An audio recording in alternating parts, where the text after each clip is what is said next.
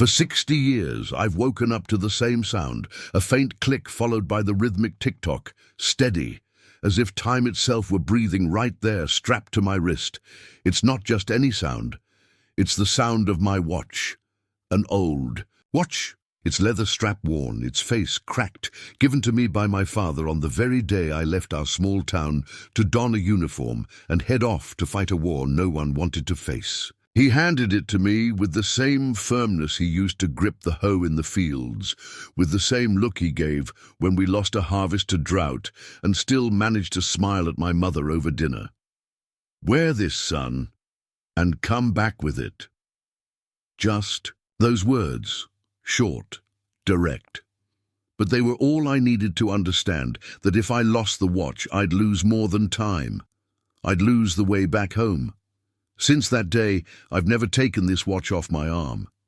It's seen more than anyone has. It's carried with me the weight of days when the sun felt like punishment, and nights when the darkness whispered names I wanted to forget. It was on my wrist when I heard the first shots, when I buried my best friend with trembling hands, when I wrote letters I never sent, when I prayed quietly that my parents would still be alive if I returned. The time inside that watch isn't the same as the world's time. Every second it marks carries layers of sweat, fear, longing, and a courage I myself doubted I had. It survived bombs, the acidic jungle rain, blood, sand, abandonment. And now, when I look at it, I don't just see time. I see an entire life. I've tried to keep to myself. People look at me today and see an old man, a slow-walking gentleman with a deep voice and a gaze that seems lost. But I've never been lost. I just didn't want to speak. Because there are things we hold in our chests like grenades. If you open them too much, everything explodes. But now, after so much silence, there's a boy who shows up at my door, a reporter, too young to understand, but with the right eyes that listen. He says he wants to hear my stories, wants to know why this watch never leaves my wrist. I don't know what makes me let him in. Maybe because today, at 7 sharp, when I heard that familiar click, I felt something different. Not a memory, but an urgency. As if time were telling me it's tired of carrying everything alone, and that maybe, just maybe, it's time to share this burden with someone. He came back the next day, with a small recorder and a tattered notebook, as if preparing to listen to a dethroned king, not an old man, sitting on the same porch as always. But he didn't rush me, didn't ask for dates or bombard me with those cold questions journalists love to ask. He just sat there like someone who knows some stories aren't pulled. They're offered when they're ready. I looked at him for a while, his messy hair, his overly attentive eyes, as if afraid to miss a single detail, and for the first time in years, I didn't feel angry about remembering. I felt thirsty, as if my memories were trapped in a deep well, and suddenly someone had thrown the right rope. I talked about the train, about how my parents waved from the platform, my mother hiding her face in her scarf, and my father clutching the pocket where he used to keep cigarettes, but now held only silence. I talked about the tightness in my chest when the train pulled away, and how the watch that very morning ran 4 minutes late. 4 minutes that would change everything later. I told him how it became a superstition. If the watch kept running, I kept running, and it kept running, even when I didn't eat, even when I shook with fever, even when I thought I'd die there, in the middle of nowhere, without a name, without a country, just another forgotten body among so many. It was the watch that reminded me there was still a next hour, a next day, and that the war, no matter how long, wasn't bigger than time. I carried it like it was my final mission, to protect it as if my own life depended on it. The boy didn't say anything, he just wrote, occasionally looking at me as if trying to understand not just the words, but the spaces between them. And at some point, without realizing it, I was talking about my friend Carter, about how he wore socks too thick because he said the cold was treacherous, about how we laughed at stupid things as if that laughter were a shield against the horror. I talked about the day we lost Carter, how he fell right in front of me, and how, when I touched him to try to help, the only thing I felt was time stopping. Literally. The watch, for the first time, froze. It stayed still for exactly 23 minutes, and I genuinely believed it was a sign that I should have stopped there too. But time started again. The tick-tock resumed, and against my will, I kept breathing. That night after he left, I stared at the ceiling of my room, like someone gazing at a sky they no longer recognize. The house was silent, as always. The watch's hands continued their quiet work, marking not just the hours, but everything left unsaid that day. Because even after so many words, I still felt I'd said so little, not out of fear, but because some memories are like trenches. You dig and never know when you'll uncover something you're not ready to see again. The next day, the boy returned. This time he brought an old photograph. He said he'd searched archives, found an image of soldiers from my company, and believed he'd spotted me there, in a corner, hunched over, my arm caked in mud, and the watch still visible on my wrist. It caught me off guard, because even though I survived the war, even though I came back with my body intact, no one had ever truly seen me there. Not my wife, who's been gone for so many years. Not my children, who always asked too little. Seeing the image made me swallow hard. I was there, it was real, and in that moment, for the first time in decades, I had the strange feeling that maybe my story still mattered. I sat in my chair, looked the boy in the eyes and said, "Today, I'm going to tell you something I've never told anyone." The silence between us grew heavy, and then I spoke about the day, during an ambush when I hid in a hastily dug hole. The watch had been hit by shrapnel, the strap had torn, and in that moment, in the mud, I had to choose, run for my life, or go back for the watch that had fallen. I went back. With bullets whizzing over my head, with screams all around, I crawled back, groping the muddy ground until I felt the cold touch of metal. When I grabbed it, I thought it was madness, that I'd die for an object, but when I managed to escape, panting with the watch back on my wrist, I understood it wasn't just an object. It was what kept me from forgetting who I was, from becoming just another number. When I finished, he didn't write anything. He just closed his notebook and thanked me in silence. And I realized that on that day, it wasn't just him who received something. I'd gotten a piece of myself back too. He started coming every week, sometimes with questions, other times with just the right silence, the kind that leaves space for memories to breathe. And I let the stories come, as if something inside me knew it was now or never. It wasn't for vanity, far from it. It was as if I were finally opening a drawer locked for 6 decades and discovering that even dusty, my memories still had color, weight, scent. And in all of them, somehow, the watch was there. Not as a character, but as a witness. A silent presence that never abandoned me. I told him about Christmas on the front, when we improvised a tree with dry branches and used can lids as ornaments. About the letter I got from my sister on the day I lost 2 comrades. About the enemy boy I let escape because he had the same eyes as my brother. And I told him, hesitantly, but I told him about the darkest moment of all, the day I thought about not coming back. The day loneliness was so deep I wondered if time hadn't finally won. But the watch kept ticking. It kept saying, "There's 1 more second, 1 more minute, you're still here." And I believed it. Out of stubbornness or faith, I kept going. He wrote it all down, and slowly I realized it wasn't just my story being written. It was his too. The way he looked at me changed. At first it was curiosity, then respect, and then something more, a kind of connection, as if those old stories had awakened in him a hunger he didn't even know he had, for purpose, for roots, for knowing where we come from. One day he came quieter than usual, said he'd dreamed of me, still young, running through trees with the watch glinting in the sun, and that in the dream I was smiling. A smile he'd never seen before. That's when I realized the words I'd buried for decades were finally sprouting in new soil. That night, after he left, I sat on the porch with the watch resting on my knee, like I used to do in the barracks. And there, under the silent sky of my town, I understood that this boy wasn't just writing about me. He was giving me back to myself, piece by piece, story by story.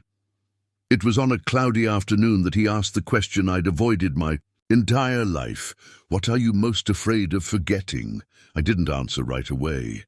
I just sat there, the watch between my fingers, feeling its weight, its cold metal that in a way always seemed more alive than many I'd known. Because that thing, without a heart, without a voice, without a face, survived what few did. And in that moment, I realized it wasn't just the war I feared forgetting. It was who I was in it, who I loved, who I lost, the sound of a friend's last breath, the taste of stale bread shared among three, the prayer whispered with the barrel of a still warm rifle pressed to my forehead. It was all of that I feared fading, like old ink on wet paper. And in saying it out loud, I realized my memory was no longer just mine. It was his too. And maybe that's why, even sick, even tired, I still felt alive. As the weeks passed, my health began to falter. Some mornings I couldn't even get out of bed. Others I could barely keep my thoughts straight for long. But he kept coming, helped me up, brought tea, sat by my side without rushing.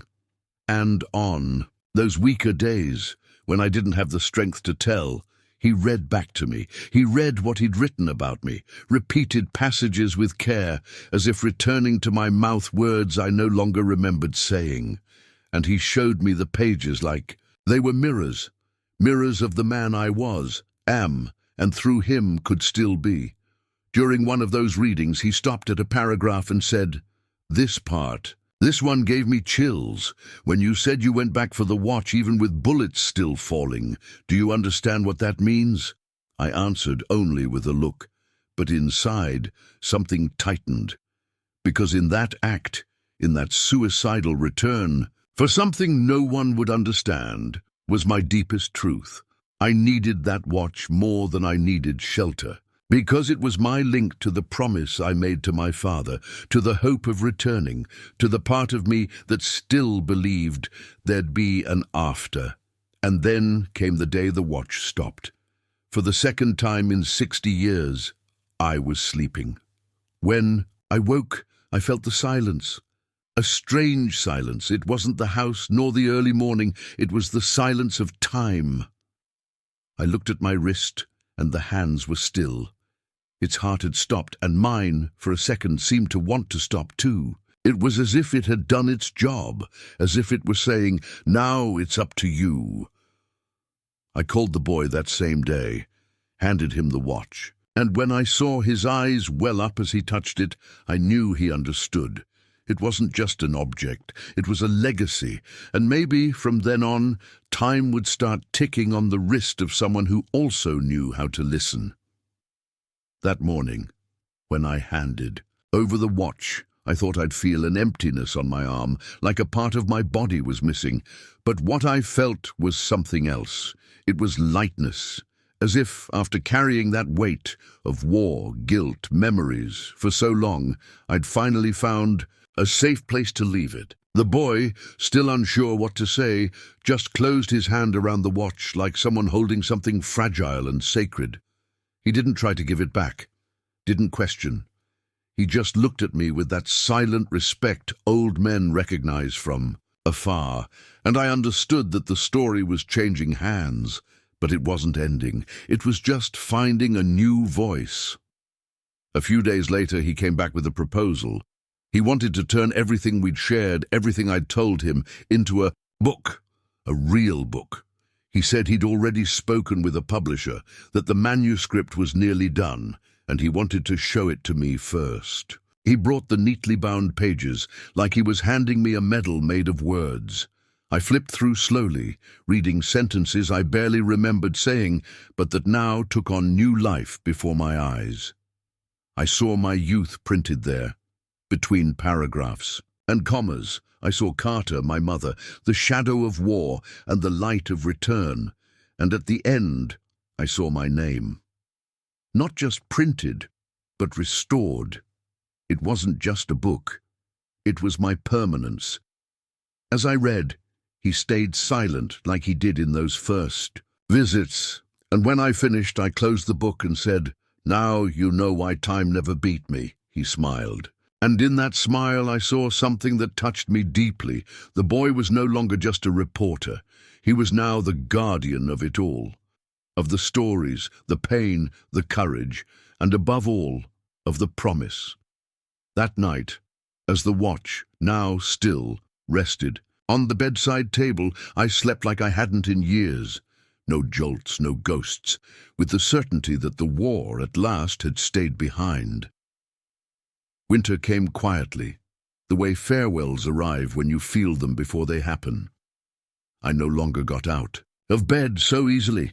My hands, which once trembled only when they remembered too much, now trembled by nature. My breath was shorter, my body slower, but there was peace, a strange, deep peace, not from the absence of pain, but from the presence of meaning. I knew the end was near, and unlike before, there was no fear. There was a kind of gratitude only, understood by those who've lived long enough to see their story not forgotten. The boy, though no longer so young, visited almost every day. The book was ready for printing. The publisher had approved everything, but he insisted on bringing me the first copy, bound in hardcover, like someone delivering not an object, but a living memory. He placed the book in my hands with a care that moved me. I leafed through the pages slowly, as if rereading it were crossing my entire life again. I saw my past printed with dignity. No forced words, no exaggeration, no invented heroism, just the truth. And in every line, the echo of my time. When I finished, I said nothing. I just held the book to my chest and closed my eyes. Inside, a silent prayer. Thank you for not letting me disappear. A few days later, he organized a small ceremony at the town library. He called it a tribute. He brought veterans, teachers, students, children and grandchildren of men who'd also returned from war in invisible pieces. I couldn't go. The bed held me too tightly. But he made sure to call me via video, and there on the screen I saw something I never expected. A line of people holding the book with my memories. Some cried, others just smiled in silence. All of them listened, all of them remembered, and in that moment, I understood that my story had finally stopped being just mine. After that day, something in me settled for good, like the earth after rain. It wasn't resignation, nor sadness. It was completeness. I no longer needed to fight. Time. It had done its job, and I had done mine. Sometimes I'd wake in the middle of the night and hear, whether dream or memory, the sound of the watch ticking. Even still on the table, it seemed to mark something not measured in hours, but in presence, in legacy, in permanence. And I'd let myself smile alone, knowing that somehow nothing would be lost. The boy kept coming, though his voice was always thick, as if he too felt time slipping through his fingers. He brought letters from readers, newspaper clippings, photos of veterans holding my book like an old medal. He showed me testimonials, children who for the first time asked their parents about the war, grandchildren who understood the quiet, grandeur of grandparents who never spoke. My heart, already weary, seemed to beat in each of those stories as if they were mine, and in a way, they were. One afternoon, as the golden light of dusk filled the room, he sat by my side and, without a word, opened the watch. A watchmaker in town had restored the mechanism without replacing the original parts, just cleaned, adjusted, gave it back its breath. And there, before my tired eyes, the watch began its old tick-tock again, soft, persistent, faithful. When the sound filled the room, something inside me, something I didn't even know still held on, warmed. Not for the object itself, but for what it represented. Continuity. The certainty that life, even in its cycles of departure and return, always finds a way to go on. I closed my eyes, listening to the watchmark time once more, and thought, the past doesn't die. It just changes hands. That night, sleep came differently. It wasn't the usual struggle to find a comfortable position, nor the weary vigil, counting heartbeats. It was a calm, deep sleep, like closing a book after the last page is read. I knew, deep down, it would be the last time I closed my eyes. In that room, hearing that faithful tick-tock that now belonged as much to me as to the world I was leaving behind. And there was no fear, no sadness, just a vast serenity like the sea seen from the deck after a long voyage.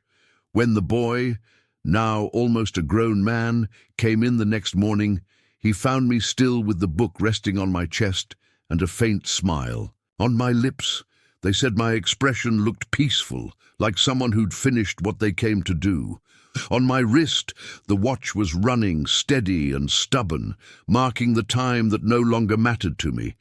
And it was he who took the watch. From my arm with the same reverence as one touches something sacred, he didn't cry. He just bowed his head, like someone who understands that some goodbyes don't need words. Days later, during the ceremony they held in my honor, he stepped onto the small stage, holding the watch closed in his palm. And to everyone there, he told my story as if it were his own. Not as a list of deeds, not as a cold tribute, but as if speaking of someone he deeply loved. And maybe that's what touched so many hearts, because a man's story, when told with truth, is never just his. It belongs, somehow, to all who have the courage to hear it. Today, my name lives on in pages that pass through unfamiliar hands, in stories told in cafes, schools, family gatherings. My time, which seemed so small against the vastness of life, has stretched beyond me, and as long as there's someone willing to hear the tick-tock of an old wristwatch, I'll be there, between 1 second and the next, between one breath and another, reminding the world that some stories, when loved, never die.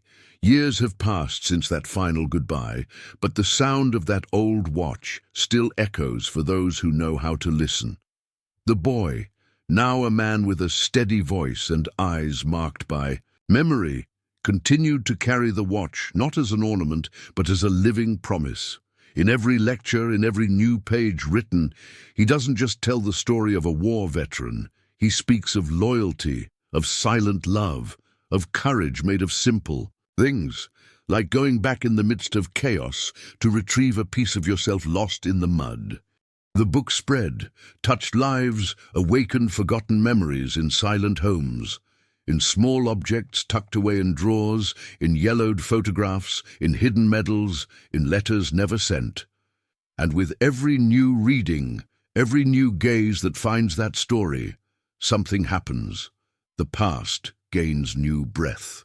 Time, so feared and so invincible, learns it cannot erase what was truly lived. In the back of an old library, among silent shelves, rests the first copy of that book. And beside it, in a small glass case, rests the watch, still ticking the hours, for those with eyes and hearts to hear, because some stories and some men live on as long as there's someone to carry time on the wrist of their soul.